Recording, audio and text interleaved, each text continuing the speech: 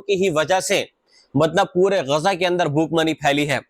सुनिए क्या है, league scripts from N Israeli war cabinet meeting on March 1 reveal that prime minister Benjamin Netanyahu rejected calls from senior defense officials Mossad and Shin Bet to advance a ceasefire deal that could have secured the release of Israeli hostages। मतलब जो Israeli hostages हैं Hamas की कैद में, Netanyahu की ही वजह से आगे सीजफायर के बारे में बात नहीं बढ़ पाई और इसी वजह से जो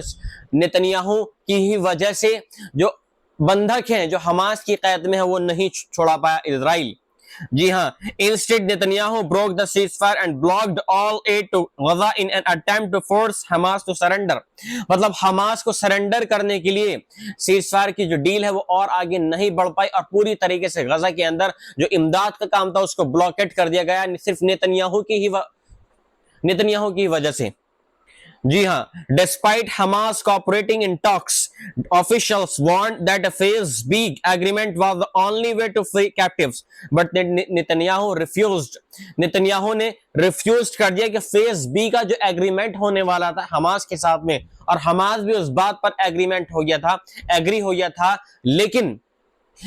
हमास को झुकाने के लिए, फिलिस्तीन के लोगों को झुकाने के लिए उन्होंने जो फेज बी का जो एग्रीमेंट था उसको एक्सेप्ट नहीं करा और गजा के अंदर पूरी तरीके से टोटल ब्लॉकेट कर दिया इमदाद को। और इसी वजह से अभी तक जो 20 हमास की कैद में इजराइल के जो हॉस्टेजेस हैं वो फंसे हुए हैं। The hostages families forum accused the government of deliberately sabotaging exchange deals। मतलब जानबूझकर इजराइल का जो नेतन्याहू है उसने इस डील को तोड़ा है, क्योंकि जो मीटिंग हुई है उस मीटिंग में बार बार इस चीज पर जोर दिया गया था, जो इजराइल के टॉप मिलिट्री ऑफिशियल्स हैं, मोसाद के एजेंट्स हैं, ये जो चीन बैन थे, जो सीक्रेट जो सोसाइटी है इजराइल की जो खुफिया तरीके से और दूसरे ममालिकों के अंदर काम करती है, पूरी तरीके से मीटिंग हुई है 1 मार्च में और इस बात का खुलासा हुआ है कि सिर्फ नेतन्याहू की ही वजह से ये डील सक्सेस नहीं हो पाई।